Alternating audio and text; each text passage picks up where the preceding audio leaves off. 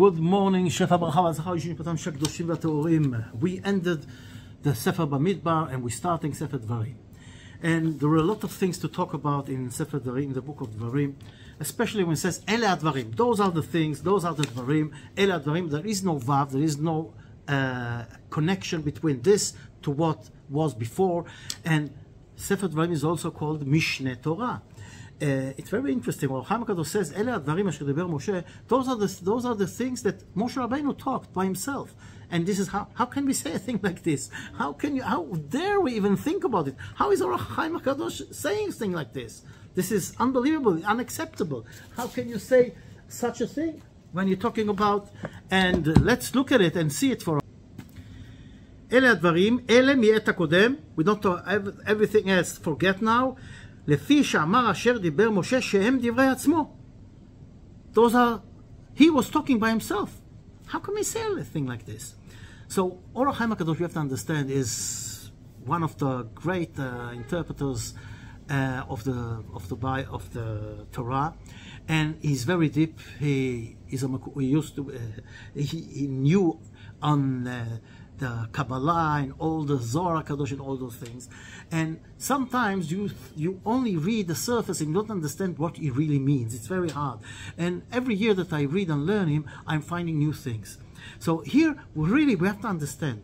Because Chazal say that if you say, somebody comes and say that one letter is not from God in the Torah, it's a kofir. So how can it be that what comes out here, that Or Chaim HaKadosh is saying, you have 4 books written by God, and the 5th book, Sefer Devarim, was written by Moshe Rabbeinu. How can this be? And then also, we see in Sefer Devarim, also, it's the things that we already talked about, and there are new things. So, first of all, let's touch the point of Moshe Rabbeinu. The explanation that I understand, and I think it's the best way to understand what we're talking about here, is when we go back to Sefer Bamidbar, when Miriam was talking badly on Moshe Rabbeinu, she was saying something about Moshe Rabbeinu, and Aaron was also a part of it. So when Kodesh Baruch Hu comes and says, "How dare you to speak on Moshe Rabbeinu? Who are you to compare yourself to Moshe Rabbeinu? Because he did this, you think you can? You are nothing like him." Pel per daber bo, mouth to mouth. I'm talking through him, bo, inside him. And this is the point. Moshe Rabbeinu was not a prophet like all the other prophets. Lo kam b'Yisrael k'Moshe. He was unique. He got to the highest level that a human being can get close to God in prophecy. In other words, what Moshe Rabbeinu is talking is really the words of Kodesh Baruch Hu, not his words. He is just a loudspeaker for the Kodesh Baruch Hu. Because Kodesh Baruch Hu himself says, Pe el pe adaber bo. You say mouth to ear, I'll talk to him. What is mouth to mouth? Mouth to mouth? In him. Bo. Not to him, in him. It means that Kodesh Baruch Hu is talking through Moshe Rabbeinu outside. So every word that Moshe Rabbeinu is saying from this level on is the words of the Kodesh Baruch Hu. Now, what does this mean to us? And this is also a very interesting point. First of all, it means to us to understand that we have to, let's say, we have to have a desire to get to the highest level we can, but put it in proportion. So what does it mean in a simple way that what Moshe Rabbeinu is talking is God talking? What Moshe Rabbeinu is talking is Torah. And this is like today, when you have a great Rabbi, Gdolei Ador, what they are talking is not just nonsense. Whatever the talk is Torah. In other words, that's the words of God. So this is what we have to, let's say, to get to. To get to that whatever we take out of our mouth is the words of Kodesh Baruch Hu. It's the words of the Torah. Okay, we're not at that level, but to have to, let's say, want to get as close as we can. And this is the idea. Try and talk, not only nice talk, and of course, not using the mouth for bad talk, as we said last week. But try to talk words of wisdom that come from the Torah. Now, Ele Advarim, what is this Book of Devarim? This Book of Devarim is really, let's say, all the things that we need in order to get into Eretz Israel, to live here, and to build the temple. And what does it mean? It means that we have things that we already talked about, we have new things, and also we have things that we are talking about, but they look differently in our parsha. For example, the story with the spies, that looked so whole different in our parsha than it was in Sefer Bamidbar. But Ele Advarim, says Or HaChaim HaKadosh, that those things, Rashi says, this is a rebuke. Like when Kodesh Baruch Hu is talking about Dvarim, let's see what he's writing here. Ele הדברים, 1 minute. אלה הדברים, says רש"י, לפי שהם דברי תוכחות, it's rebuke. הוא מנה כאן את כל המקומות, בעבר הירדן, במדבר, בערבה, מול סוף, בין פרן, בין תופל ולבן וחצרות ודי זהב. So that all those places are mentioned, they are really not, the meaning is not the places, and by the way, some of them we don't see them in other places being described like this, in those names. Those names of places are really a rebuke. For example, and did it to all Israel, that nobody could say, okay, I haven't been there, so I didn't hear. No, everybody who has been there. And 1 minute. Bamidbar, they were not in the desert, they were in Arvot Moab. This is the place. What is Bamidbar? Ela bishvil ma sheyichisu, and they sinned in the desert. She'amru mi'iten motenu, who would die, you are killing us, etc. Ba'arava, what is the Arava? Ba'arava, shechatu beBaal Peor, they were the sins of Baal Peor. Mul Suf, it's Yam Suf. What happened in Yam Suf? When they came to Yam Suf, they says, what, there are not enough graves in Egypt that you're taking us here. And Dizahav, what is Dizahav? The golden calf. And so on. So everything is a rebuke. And why is he saying it in this way? So, Iskiram beremez mipnei kvodam shel Israel, because he didn't want to say right in front what they did. Like, so he's giving them clues to learn from those clues, for us to learn. But when we get to the point of the spies, we see an open rebuke that is very clear what it's about. But before we get into this, Or HaChaim HaKadosh says, this is also here Avodat HaMidot. This is working on our good measures, how to behave. And he says, for example, he says, let's put here, והוא כי במקרא מועד לימד משה כללות יראת השם, that's the fear of God, ומידות הגונות, and the way to behave that you should, if you want to go in the way of God, in Torah Hashem. And those are 9. And he says, for example, the Avram Avinu is Amud HaChesed. So he says, Be'ever HaYarden. Avram Avinu was called Ivri. Be'ever HaYarden, like Ivri. And I'm not going to go into all of them. And Anava, like be humble, is what he says, you should put yourself like a desert. Like humbleness, you've got nothing. And this is what he says, Bamidbar. And, of course, Mul Suf, what is Mul Suf? Mul Suf is also Sof, Mul the end, that you should always remember that we are only temporary here, and this will give you the way to behave accordingly and understand our time here is limited, we have to use it wisely. And, for example, Dizahav, what is Dizahav? As we said before, it's from the point of rebuke is the golden calf. From the point of good measures, good midot tovot, it's no sheomar lazahav dai. Don't put the gold, the most important thing in life, put thing in the right proportion. And so it's unbelievable. And when we're talking about Ele Advarim, and we look at the spies, there are a lot to say. But let's first of all look what's happening to Rebuke when we get to the spies. And we must say, we are now in Tishat HaYamim, the 9 days, and this is connecting directly to what happened with the spies, the Chet HaMeraglim, because this was happening when they were crying, it was happening at the night of Tisha B'Av. And that's why we're suffering till today in that day. And he says, when the spies, we see the whole story differently. They approached, here, that's it.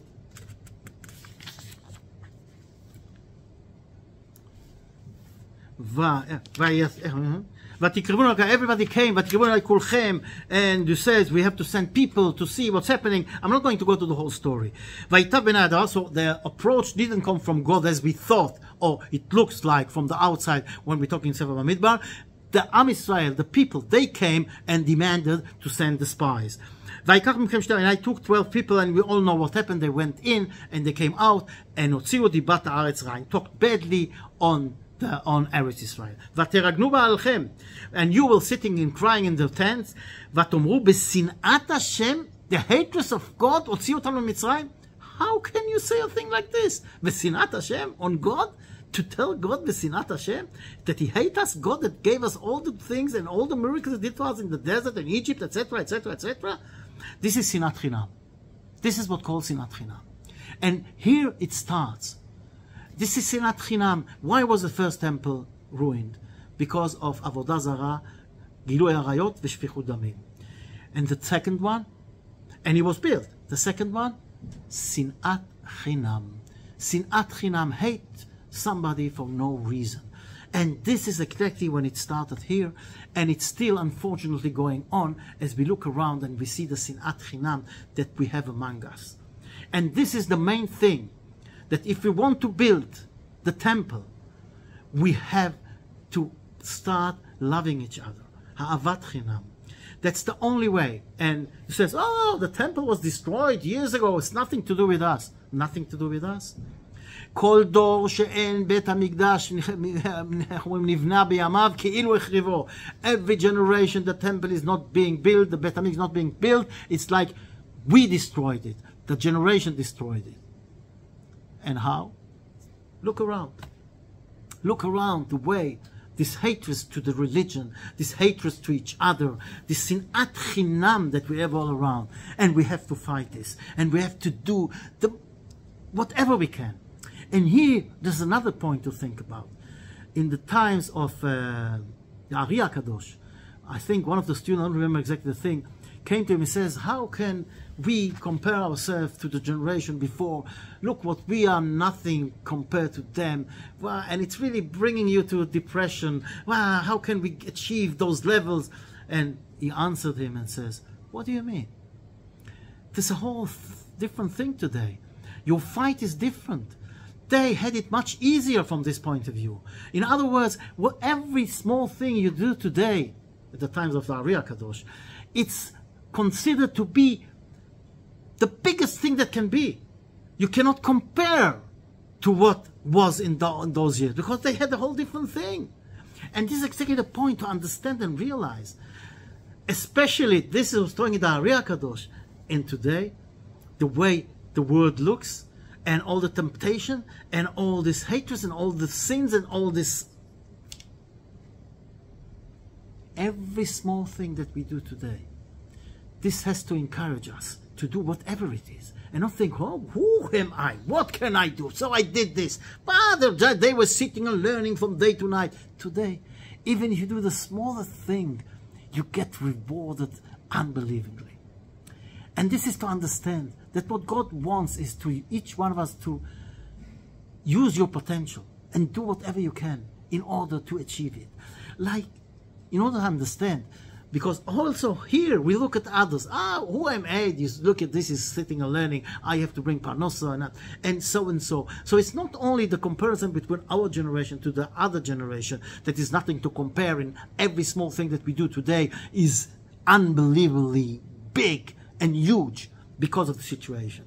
Also, don't look at others, because each one of us got his own potential. And this is the story they tell. The two, a rabbi and a taxi driver get to heaven, and there is an angel standing at the gates of hell and Gan Eden. And the taxi driver comes, Gan Eden, comes the rabbi, Gehenom. I'm going to Gehenom, I'm going to hell. Why? Look at this guy, he's going to Gan Eden. Why? He is a simple guy. How much did he learn? How much did he do? I was a Rosh Yeshiva, I did this. He says, hold on. Let's open the book of your potential. What you should have done. Whoa, you should have written 5 books of Chidushim of Torah. You should have been one of the Gdolei Ador. And then, and what have you done? Was a small yeshiva, like you didn't use your potential. And this taxi driver, he had a whole different potential. He had to work in order to support his family and send them to good schools, to keep the religion. And every night, after the whole day of work, half asleep, he went to shiur in Daf Yomi. He was half asleep. But he did more than his potential. He used his potential fully. And this is why he goes to Gan Eden. In other words, we don't know what the other's potentials are, but we know what God gave us. And we have to try and do the most of what we've got. Everybody with these things. And understand that sometimes, even those things that look so small, they are big things. And I want to talk about something else. We're talking about the Meraglim. So with the Meraglim, we see something very interesting. After they are crying and they don't want to go in, the next morning, when they understand that they're going to go 40 years in the desert, they say, oh no, 1 minute, no, we want to go. And let's go into it. Tanu v'tomru, and you answered and said, Chatanu, we sinned. We are going to go in and we're going to fight as God told us, as God ordered us yesterday. And you put your weapons and you started going in. It says, God told Moshe Rabbeinu, tell them, don't go. ויאמר השם אלי אמור להם לא תעלו ולא תילחמו כי אינני בקרבכם. I am not with you. Aaron HaKodesh is not going with you. I am not with you. Don't go in. But I talked to you and you didn't listen. You didn't understand what was yesterday a mitzvah because God said go in. You didn't want to go in. You got punished. Now God says don't go in. So you cannot go in. They went in and what happened? ויצא האמורי היושב בהר ההוא לקראתכם וירדפו אתכם and the Amorite came out and killed them all. And this is like the beans. What are the beans doing here? Now we have to understand something very important. Yesterday, the spies came and says, Eretz ochelet yoshvea. We cannot go in. We are going to be killed. We are going to be destroyed. Today, they go in and what happened? They're being destroyed. They're being killed. So who was right? The Meraglim or God? Chas v'sholom. Yeah? Who was right? So what is God doing? A bee, when it stings, what happens to the bee? It dies. So God showed them that it's in his hand. I told you not to go, so they came and killed you. But anybody who touched the Jew was killed by himself. He died immediately after he touched the Jew, like the beans. Unbelievable. Look at this. Beans. And what is the idea behind this? Says Abraham Sorotskin says, I think it was, he says, when you go to the hub for the honey, so you wear special clothes and you take this thing that makes smoke, so all the beans get away, and then you go in and you take the honey and everything. But this is when the owner comes. But when a thief comes, he cannot have those special clothes and definitely not going with the smoke because everybody's going to see him and come and catch him. So he's doing it without it. So what's happening when he gets into the hut and he won't have, I think we say that's to the kaveret, and he wants to take the honey, what happens to him? As we says, lo meduvshech, not from your honey and not from your sting. He says, but he is not getting the honey, but he's getting the sting, and they all go on him. And this is exactly what happens with the bees. And that's exactly what he told them. You are going without protection. You are going without smoke. You're not going like the balabait. You're going like thieves in, because I told you not to go in. And what happened? The bees came, the Amorite came and killed them, even though he showed everybody the minute they touched the Jew, they were dead by themselves. And there is another lesson here that I think, I don't remember who says that, I think the Rebuke said it, which is also look from the side of the bees. They see all their others are being killed. In other words, they touch a Jew and they die. Does it stop them? Does it stop our enemies? Look at our enemies. They don't care about anything. They just want to kill us. And they, even if they are dying by themselves, they have the shahidim, they are committing suicide. They are sanctifying death. We are sanctifying life. And life is, Ubachartem b'chaim is telling us to choose the right life, the life of Torah. Ubachartem b'chaim, says God, that we have in life, we can choose to do the good. And the good for us is the Torah and its life. Otherwise, when we choose we can choose, unfortunately, bad things. There is also an interesting point, and I'm not going to, we haven't got time, but I'm just going to do it in a few minutes. We have the power of choosing, bchira. But there is achra'ah. What the result is not in our hands. We have to understand there is a difference between deciding what I want to do, choosing what I want to do, and to the result, what's really happening in life. And that's exactly the point that we have to understand. We have to choose.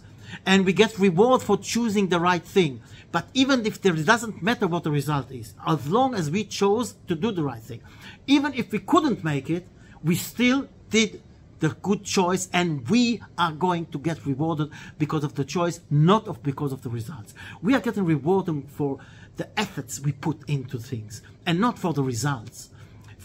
And this is always, I remember, I've got a friend that a few years ago, it was in the times of the corona when it was ending, he decided to donate a kidney to somebody, and they checked him and he did it, and everything was okay, and he did the operation, and it was a successful operation. But unfortunately, the one who got the kidney for him, he got the corona, and he died after a few months.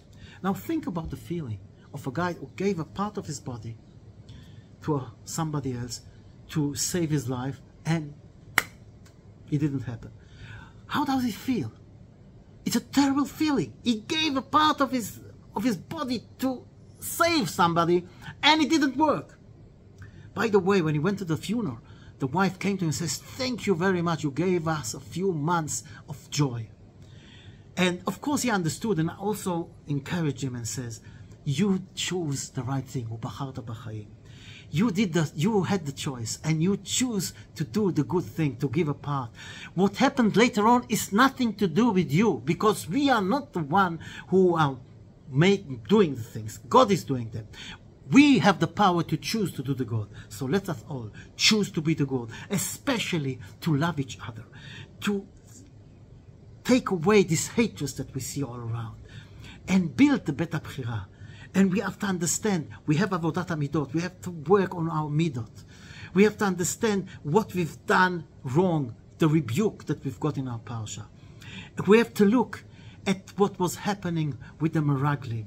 And we have to see and understand that God is only doing the good and the best for us. And we have to understand, the minute that we will choose to do the good in our ways, and go with God, Be'ezrat Hashem, this love that everybody has to try to do something, whatever it is, and Be'ezrat Hashem, we will build better bchira, and Be'ezrat Kodesh Baruch Hu will change those sad days to happy days of Beis HaMikdash in build, and the Geulah Shlema b'mehera b'yameinu. Amen.